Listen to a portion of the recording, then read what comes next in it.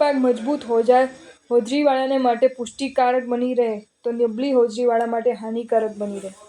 એક જ અગ્નિ ઘડાને મજબૂત બનાવે અને સુવર્ણને વિશુદ્ધ બનાવે. કચરાને બાળી નાખે અને ઠંડાઈને ઉડાડી નાખે. ઘરને સળગાવી નાખે અને દીપકને પ્રગટાવી દે. ટૂંકમાં એક દાહક પણ બની શકે અને પાવક પણ બની શકે.